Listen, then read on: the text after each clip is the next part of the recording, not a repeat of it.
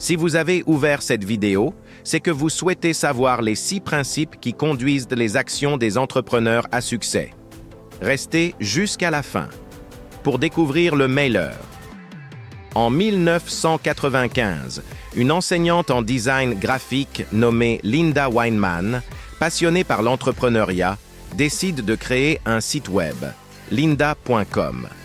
À l'époque, elle a besoin d'un espace pour expérimenter avec les nouveaux outils numériques comme Photoshop et Illustrator, et aussi d'un endroit où ses étudiants peuvent exposer leurs travaux. Ce qui commence comme un simple projet personnel devient rapidement une entreprise florissante. En 2002, Linda prend une décision audacieuse. Elle migre toute son activité en ligne, transformant son site en une véritable plateforme d'apprentissage. Des années plus tard, son entreprise est rachetée par LinkedIn pour $1,5 milliard. Une success story impressionnante, mais surtout une démonstration éclatante d'un état d'esprit entrepreneurial que j'appelle le mindset contre-intuitif. Aujourd'hui, je vais vous parler de ces 6 états d'esprit qui bousculent les conventions et permettent aux entrepreneurs de réussir là où d'autres échouent. Allons-y. Premier principe. Oui, c'est possible. La stratégie classique en école de commerce enseigne qu'il faut se concentrer sur ses compétences clés et ne pas se disperser. Mais les entrepreneurs à succès font tout le contraire, comme Arnold Correia, fondateur d'Atmo Digital au Brésil, ont fait exactement le contraire. Son entreprise a eu une croissance multipliée par 4 simplement parce qu'il a dit « oui, nous pouvons » à des opportunités qui ne correspondaient pas forcément à ses compétences initiales. Suivons l'exemple d'Arnold Correia, un entrepreneur brésilien qui dirigeait une société d'événementiel. Lorsqu'un client lui demande de mettre en place un système de diffusion en temps réel pour ses 260 magasins répartis dans tout le Brésil, il ne connaît rien aux technologies satellitaires. Pourtant, sa réponse est immédiate. Oui, nous pouvons le faire. Quelques années plus tard, un autre client, Walmart, lui propose un défi encore plus grand, diffuser de la publicité sur des écrans situés dans les rayons des magasins. Encore une fois, il accepte. En réinventant son entreprise à 4 reprises, Arnold a bâti un empire en osant dire oui à ce qui semblait impossible. Deuxième principe, le problème d'abord, le produit ensuite. Dans les grandes entreprises, on pense d'abord au produit, mais les entrepreneurs partent des problèmes. Jonathan Thorne, par exemple, a découvert un problème chez les chirurgiens. Les pinces qu'ils utilisent collent aux tissus humains, ce qui complique les opérations. Il a alors mis au point un alliage spécial, réduisant l'adhérence. Mais ce marché était trop petit. Il a donc élargi son champ d'action et découvert que les neurochirurgiens avaient un besoin encore plus critique pour leur travail délicat sur le cerveau et la colonne vertébrale. Résultat, une entreprise florissante, rachetée par Stryker. Les entrepreneurs qui réussissent ne vendent pas des produits, ils résolvent des problèmes. Troisième principe, penser étroit pour voir grand. Les grandes entreprises veulent toucher un maximum de clients. Mais les entrepreneurs commencent souvent par une niche spécifique.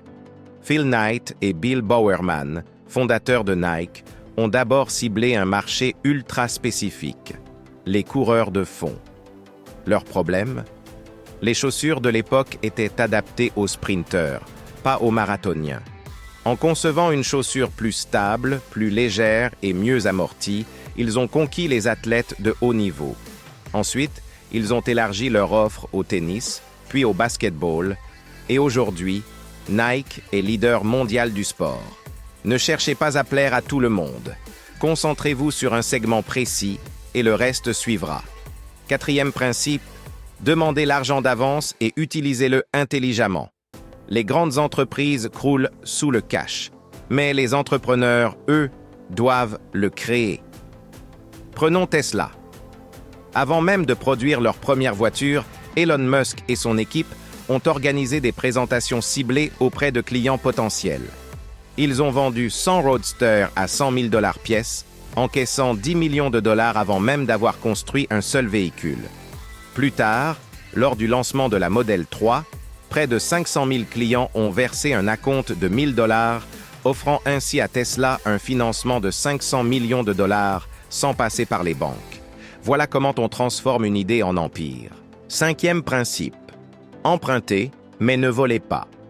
Les grandes entreprises investissent massivement en infrastructures. Mais les entrepreneurs malins savent utiliser les ressources existantes. Tristram et Rebecca Mayhew, fondateurs de GoApe, un réseau d'acrobranches au Royaume-Uni, avaient une idée mais pas de terrain. Plutôt que d'acheter des forêts, ils ont proposé un partenariat avec la Commission forestière britannique. En échange de l'exclusivité pendant 25 ans, ils ont installé leur parcours sur des terrains déjà aménagés, ils n'ont pas acheté d'arbres, pas de parking, pas de toilettes. Ils ont simplement ajouté leur concept à un site existant. Résultat, une croissance fulgurante et une expansion internationale. Aujourd'hui, GoApe compte plus de 30 sites au Royaume-Uni et s'est exporté aux États-Unis. 6e principe, ne demandez pas la permission, foncez. Dans une grande entreprise, toute innovation doit passer par 1000 validations juridiques. Mais les entrepreneurs savent qu'il est plus facile d'obtenir le pardon que la permission. Travis Kalanick et Garrett Camp, fondateurs d'Uber, auraient-ils eu l'autorisation des régulateurs de San Francisco pour créer un service de transport sans licence de taxi? Absolument pas. Alors, ils ont simplement lancé Uber et se sont imposés avant que quiconque ne puisse les arrêter. Uber en est un parfait exemple. Travis Kalanick et Garrett Camp ne sont pas allés demander aux régulateurs de San Francisco « Peut-on lancer un service de taxi sans taxi ?» Et s'ils l'avaient fait, la réponse aurait été un non catégorique. Alors, ils ont juste agi et Uber est devenu un géant mondial du transport. Attention, cela ne signifie pas qu'il faut agir de manière illégale ou contraire à l'éthique. Mais il faut savoir que les règles sont souvent faites pour une réalité ancienne et que les entrepreneurs créent souvent la nouvelle norme. Et maintenant, à vous d'agir. Lequel de ces états d'esprit possédez-vous déjà? Lequel aimeriez-vous développer davantage? Pouvez-vous transmettre ces principes à quelqu'un de votre entourage? Y a-t-il un défi que vous affrontez actuellement et qui pourrait être résolu avec l'un de ces mindsets? Ces 6 principes ne sont pas des théories abstraites. Ils sont réels, testés et appliqués par les entrepreneurs qui changent le monde. Alors, qu'attendez-vous? C'est à vous de jouer. Si vous avez aimé cette vidéo, pensez à vous abonner, liker, commenter et partager avec vos amis et votre famille.